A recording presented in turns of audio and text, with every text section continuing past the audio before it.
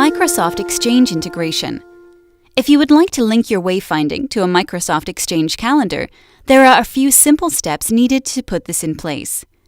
Open the Admin section and select the Config icon. In the lower section, click on Add to specify the new integration.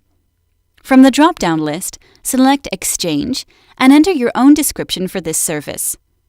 Next, you will need to enter the URL of the Microsoft Exchange Web Services, followed by an authorized username and password. The final step in the configuration is to specify the text to be shown if a meeting is flagged as private in the calendar booking. Each meeting room will now need to be mapped to the correct room resource in Microsoft Exchange. Select the meeting room. Click on the Integration Binding checkbox, select the Microsoft Exchange service from the list, and enter the identifier for the correct room resource in Microsoft Exchange. Repeat this step for all meeting rooms to be mapped.